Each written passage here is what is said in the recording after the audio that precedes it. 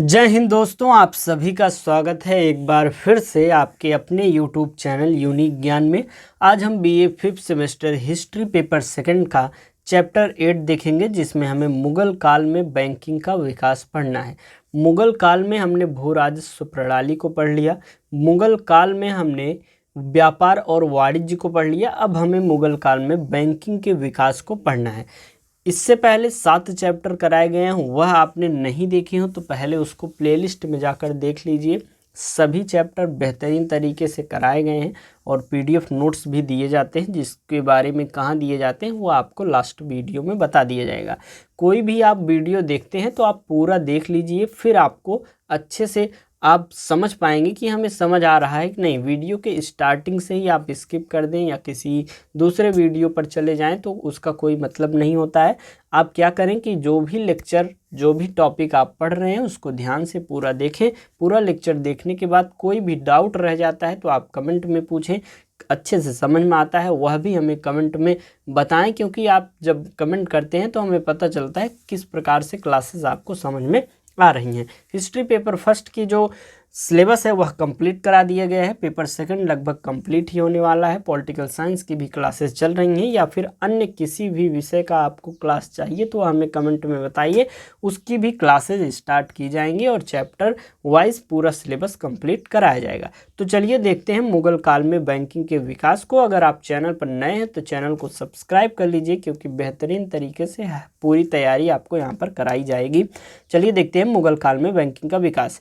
किसी भी चीज़ की आवश्यकता जब पड़ती है फिर उसका धीरे धीरे विकास होता है। आवश्यकता पड़ने के बाद कोई चीज़ जब बनती है और वह चीज़ से लाभ होने लगता है तो धीरे धीरे उसका विकास होने लगता है। मुगल काल जो कि 16वीं से 18वीं शताब्दी में भारत की अर्थव्यवस्था बहुत एक प्रकार से समृद्ध थी। व्यापार और वाणिज्य के विस्तार के साथ ही बैंकिंग और वित्तीय गतिविधियों का भी विकास हुआ। यद्यपि आधुनिक अर्थों में बैंक नहीं थे, पर उस समय साहूकार, महाजन, बनिए और हुंडी प्रथा ने बैंकिंग जैसी भी भूमिका निभाई हुई थी। इसके पहले हमने आपको पढ़ाया था मुगल काल में व्यापार और वाणिज्य, अर्थात मुगल काल में ही व्यापार का विकास हुआ था। उसी समय जो है 1498 में पुर्तगाली नाविक जो है वास्को डी गामा वह आया था और व्यापार को एक प्रकार से नई दिशा मिली हुई थी। तो व्यापार को करने के लिए अधिक से अधिक धन, धातु जैसे कि सोना हम ले जाकर व्यापार करें, यह उतना ज़्यादा उचित नहीं होता था। इन्हीं सब व्यवस्थाओं को अच्छा बनाने के लिए धीरे धीरे बैंकिंग व्यवस्था की शुरुआत की गई। सबसे पहले साहूकार, महाजन जो होते थे उनके पास जो है धन जमा किया जाता था और अलग उन जगह पर उनके जो अलग एक प्रकार से समझ लीजिए ब्रांच होता था, वहाँ पर जाकर हम वह पैसा ले सकते थे। मान लीजिए आप जौनपुर, सुल्तानपुर, अंबेडकर नगर में हैं, जौनपुर से सुल्तानपुर आपको ले जाना है आपका पैसा, तो आप जौनपुर में उसकी जो ब्रांच है वहाँ पर जमा कर दीजिए और जाकर सुल्तानपुर में आप उसी ब्रांच पर कोई भी उनका जो भी पर्ची हो, जो भी हो वह दिखा देंगे, आपको वहाँ पर धन मिल जाएगा। वही तो करती है आधुनिक समय में हमारी बैंक। हम यहाँ पर पैसा जमा कर देते हैं, कहीं भी रहते हैं हम निकाल लेते हैं अपने कार्ड से, एटीएम कार्ड से, या फिर मोबाइल में हमारे पेमेंट कर देते हैं। तो वह व्यवस्था शुरुआत में इसकी आवश्यकता व्यापार जब विकास हुआ उसी के आधार पर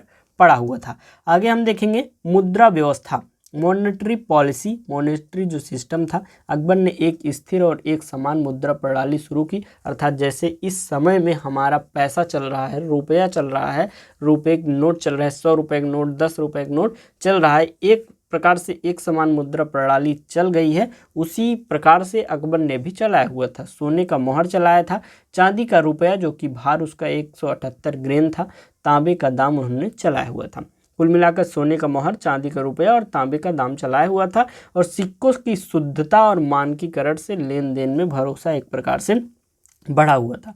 यह प्रणाली इतनी स्थिर थी कि यूरोपीय व्यापारी भी भारतीय सिक्कों पर विश्वास एक प्रकार से करने लगे थे। दूसरा है साहूकार और महाजन। बैंकिंग का मुख्य आधार जो है साहूकार और महाजन और बनिए थे।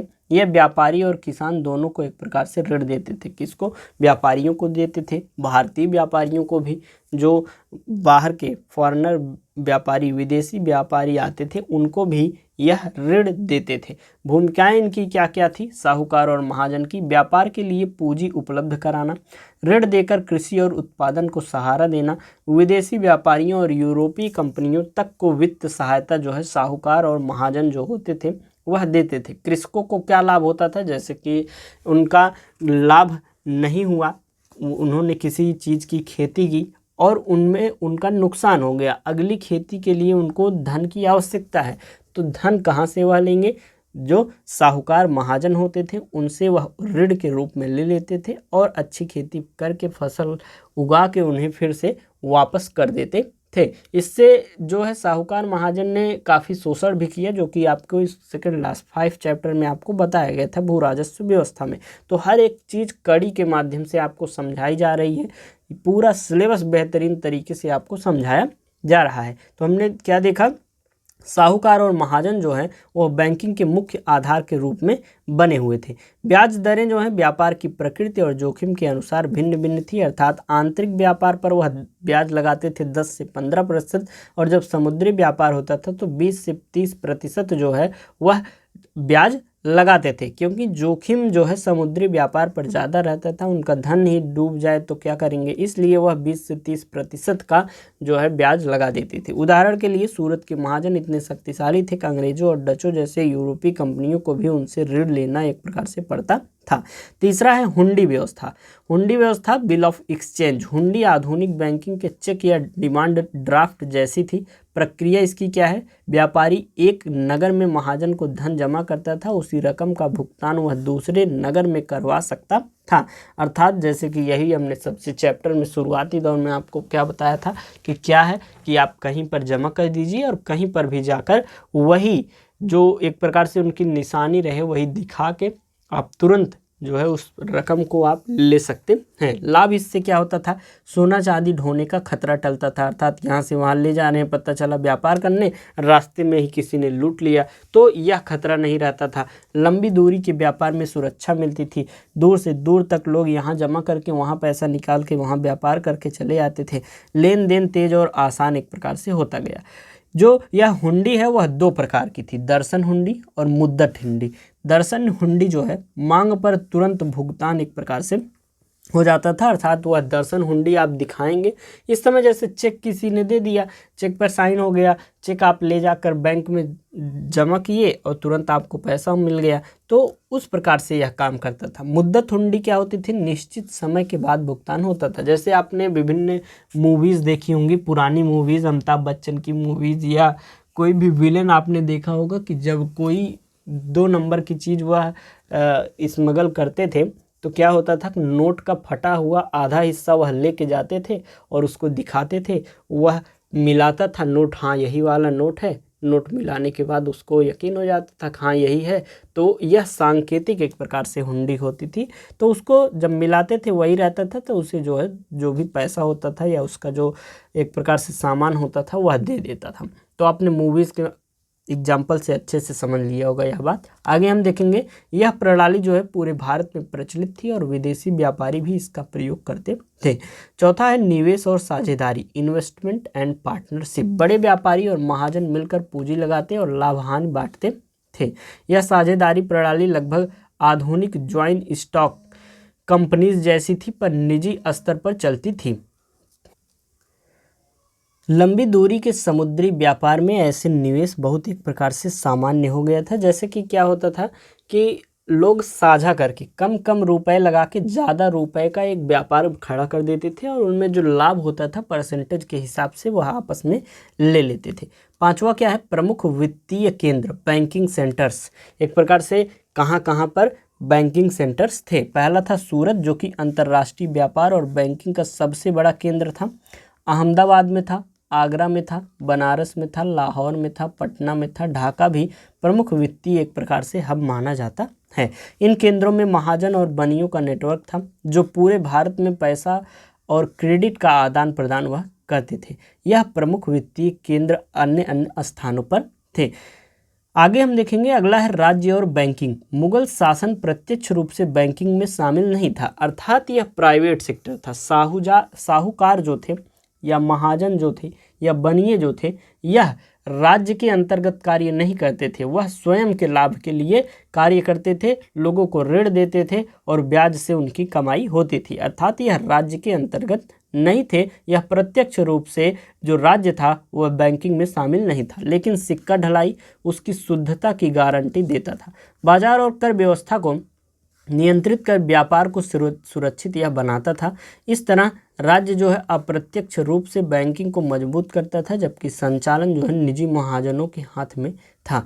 सातवां है यूरोपीय यात्रियों के विवरण, अर्थात कुछ यूरोपीय यात्री थे जिन्होंने वह उस समय की मुगल काल के समय की जो है बैंकिंग व्यवस्था को बताया हुआ था।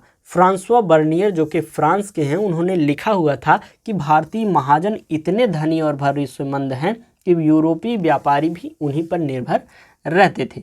अगला जीन बैप्टिस्ट टेवर्नियर जो कि फ्रांस के हैं, उन्होंने भी लिखा था, उसने सूरत और बनारस के हुंडी लेन देन की प्रशंसा की हुई थी। पीटर जो मुंडी थे ब्रिटेन के, उन्होंने लिखा है भारतीय व्यापारियों के क्रेडिट और विश्वास पर आधारित लेन देन का उल्लेख वह करता है।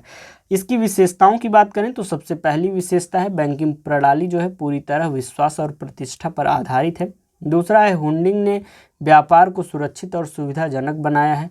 बैंकिंग पूरी तरह निजी हाथों में एक प्रकार से थी। विदेशी व्यापारियों ने भारतीय महाजनों को वित्तीय सेवाओं पर निर्भरता दिखाई हुई थी।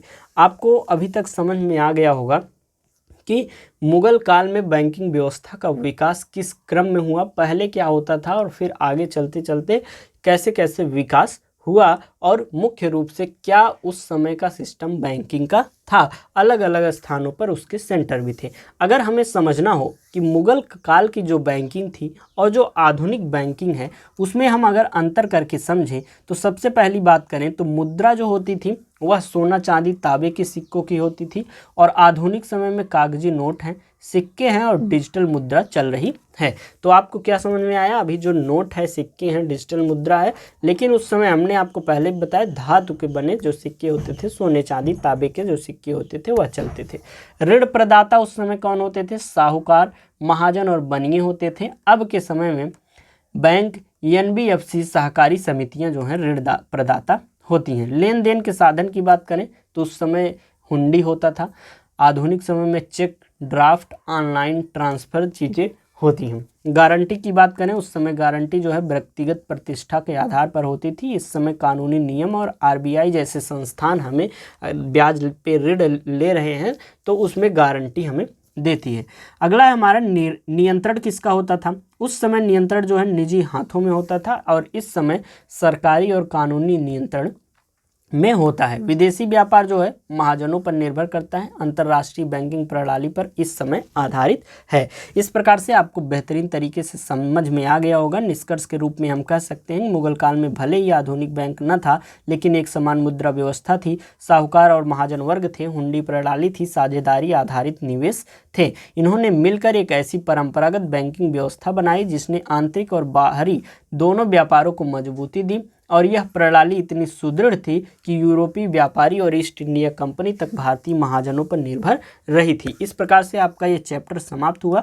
बाकी पीडीएफ नोट्स आपको जो शेयर किए जाएंगे उसमें ये अभी हमने जो एक्सप्लेन किया वही चीज़ें हमने यहाँ पर लिख भी दी हैं, जिससे आप रिवीजन करते समय भूलें ना। हर चीज़ को हमने यहाँ पर देखिए जो 2 प्रकार की हुंडी थी उसको एक्सप्लेन करके यहाँ पर लिख दिया है। आप पढ़ेंगे उसको अच्छे से समझ में आपको आ जाएगा। बाकी नोट्स के लिए आपको बताया ही गया है कि आपको इस नंबर पर मैसेज करना है। मात्र 25 रुपये में आपको मिल जाएंगे किसी भी एक पेपर की। हिस्ट्री पेपर फर्स्ट और पेपर सेकंड आप एक साथ ले लीजिए, ग्रुप बना हुआ है उसमें ऐड कर दिया जाएगा। मात्र 50 रुपये है, लेकिन यह जो नवरात्रि स्पेशल ऑफर चल रहा है इसमें आप 40 रुपये में दोनों पेपर का पा जाएंगे। अर्थात जो 25 रुपये का एक पेपर का दिया जा रहा था नोट्स, आपको मात्र 20 रुपये में दे दिया जाएगा।